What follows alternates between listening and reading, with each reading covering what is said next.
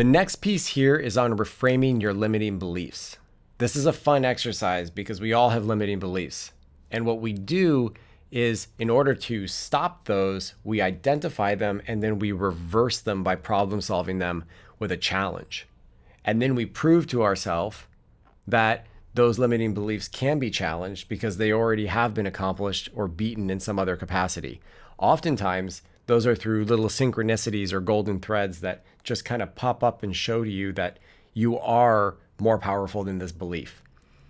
So we will walk through 3 to 4 different limiting beliefs and how you can challenge and reframe those. Beliefs are something that we all have, and in order to properly manifest, you have to really believe in yourself. Now, it is hard to believe in yourself without having the right feelings. And so feelings in many ways are the precursor for having strong beliefs, because if you can feel it, you can believe it. Oftentimes, though, limiting beliefs are much easier, and those are embedded in us that we can't do something, but they're not actually real beliefs. We just think they are. And so I've listed out a whole bunch of different limiting beliefs that I've experienced and other ones that I've heard across health and body and career, et cetera, here. And we go through these reframing exercises. These exercises can be done all the time. There's a space to do 4 of these here, but I constantly am reframing limiting beliefs. And what we do is we first just become aware of it. We write down the observation. And once we write that down, we think about the trigger. What is actually triggering this belief right now? Is it a person? Is it a place? Is it me not being able to accomplish something? Then we challenge that belief. That belief needs to be challenged because it is probably not true.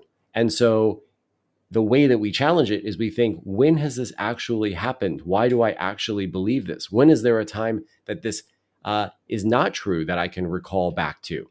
And using that challenge, we will then rewrite the narrative. And we replace that limiting belief with a powering statement that is actually propped up to help you change the belief into something that's positive. And that is the reframing action. Then what we want to do is we want to anchor that in reality. And that's when we start to reflect on times that you have embodied the new belief. And now, if you haven't ever embodied that, you can imagine yourself embodying that. And perhaps you've seen other people do it, so you know that it's real and you know that it's true. An athlete, for example, might think, I can never run a X minute mile, but I know that my competitor or somebody else has. And so because they have, I have to believe that if I have the same athletic capabilities and human capacity, I'm able to do that too.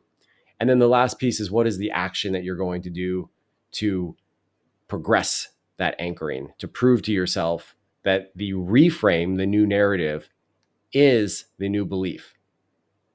That is reframing limiting beliefs.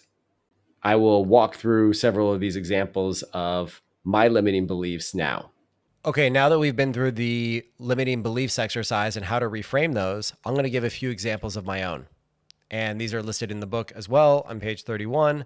But these are my more long-winded examples that might be useful to you. It's optional to listen, but it's important for me to share it. So the first one that I have, the observed limiting belief as we work through the framework, was, I don't have enough time to do everything I want. I feel that way all the time, right?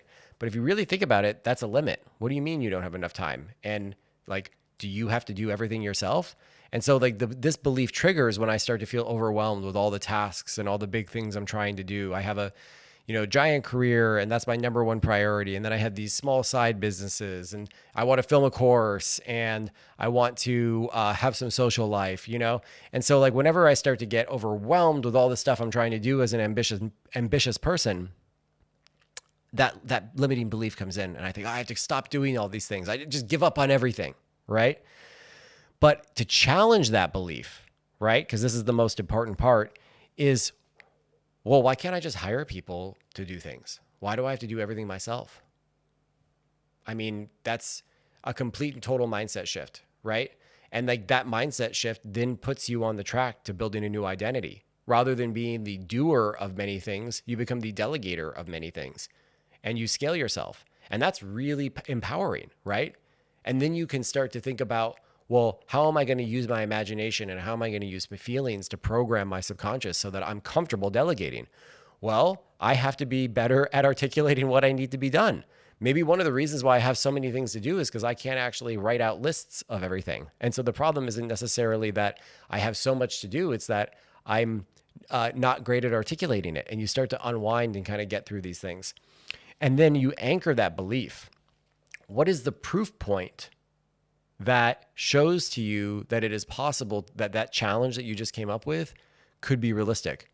And for me, it was that I had hired somebody to help me with setting up Happy Hoots, the book that plants trees for children, and was setting up some of the first stuff for Daily Growth Map.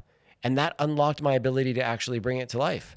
And I realized that I could spend the resources that I had, which was money, to bring these things that I really cared about into the world. Now, that led me into another limiting belief around money, which I'll get into in a second. But the anchoring and the proof point there is so strong because it's so true. And so now I know that that limiting belief that I can't do enough is completely false because I can delegate and hire more people. And in fact, I can hire the people who work for me more people. This whole thing scales, right? And so if I'm so used to doing all of this at work and building teams, why can't I build that for my own personal projects? So moving into the second limiting belief, which is about money, is that all of this costs a lot of money. Hiring your own staff to work on your personal projects is something that I'm fortunate to be in a financial position to do. Not everybody's able to do it, but it's still, it's shocking sometimes to think of like where the money's going. And then it starts to make me think about, oh, like that's a lot of money. And so one of the biggest limiting beliefs that I have is on my sense of what is a lot and what is not a lot. Right? And that's because I grew up incredibly poor. We all have these very unique relationships of how we were programmed around money. Now, everybody has different programming around money, but I remember doing this really fascinating exercise at coherence retreats with Kim Roach and Hajina, and they walked us through this fun thing where it was like, think about all of the statements that you've heard about money and all of the myths. And it's like, money is the root of all evil. And it's like all these things are limiting beliefs and money is scarce and all of this. And so it was like going through all of that stuff. One of the limiting beliefs that I had is that $1 million is a lot of money. Now, of course, it depends on the context. $1 million is a lot of money. But when you think about growing a business and building a business and all of that, in many parts of the world, $1 million no longer even buys you a house, which is kind of wild, right? But that is the case.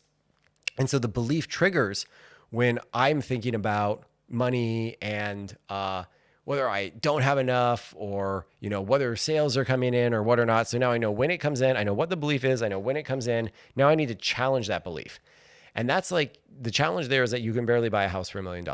You used to be able to. And, that's a good one. So I'm going to rewrite that narrative. For me, 1 million is the entry point. And while that might not be true necessarily today, that is the identity of which I want to call in and I need to shift into, where I think not in the 1 millions, but rather in the 10 millions.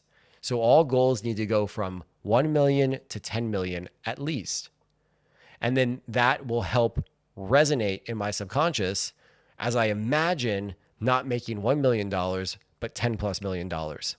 Simple shift, but powerful.